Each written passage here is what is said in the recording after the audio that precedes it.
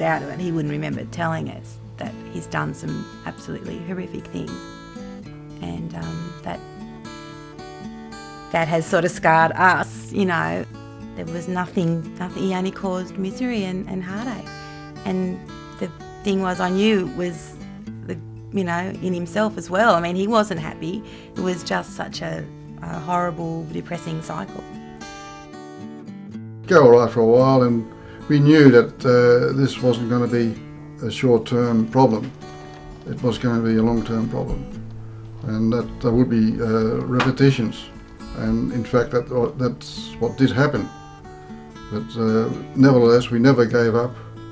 We just got nowhere. There was nothing we could do. We got him into rehab with Grow and another one, and we were nearly going to be next. We were at that point of just nearly all having breakdowns because of the impact that he was having on our lives. The 3 o'clock phone calls and the running in here and the police and the mental health crisis team and the drunken violent rages and, picking him up from the police station, getting called from work to pick him up from the police station because he's been stabbed and he's been in a fight and he's so out of it he doesn't remember. And at that point, it was when he was on heroin. That was the point where things were really bad.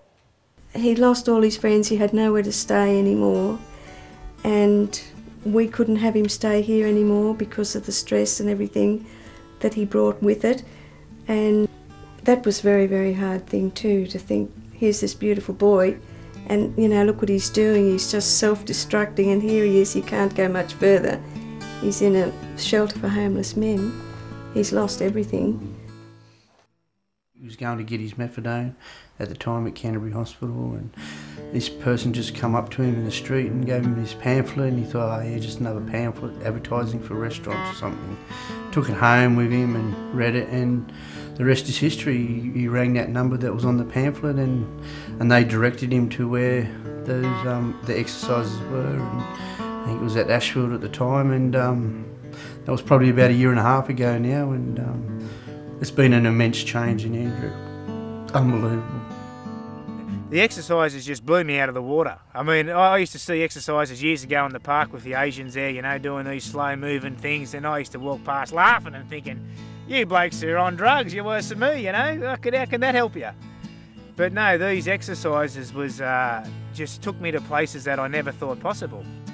The exercises give you that added strength.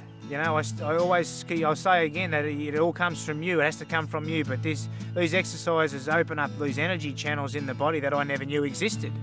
But when you do them, you can really feel these things happening to your body, and very quickly too. I mean, everyone's different. Everyone's different on these things, and this point gets stressed, so we don't have people coming in and sort of having an exercise and then thinking, oh, it's not like him, and they give up. I pretty much felt this straight away. I felt my body being purified, if you like. This is not just the physical here either. This is like the mental. It's like someone stuck a vacuum cleaner in my ear and sucked everything bad out, and it was really like that. All the bad thoughts about greed, about lust, about hurting people. I just couldn't believe how this was possible. Even that itself was a real inspiration for me to keep on going with things, because you could really feel changes, not only in the physical body but also your mental state, which is the real killer, for people that are going through these, being dependent on a drug. This is the killer, the mental thing, Most of them are pretty fit and healthy out there, I've mixed with the best of them, drinking the hardest grog and shooting up the hardest drugs, and they're pretty hard men and pretty tough girls, So the physical body's not the problem; it's the mental problem, the mental state. So when I found Falun Dafa, I said, well, that's it for me and drugs. I've found what I'm looking for, and pretty much straight away that week I stopped taking methadone. However, it wasn't as easy as I thought it was.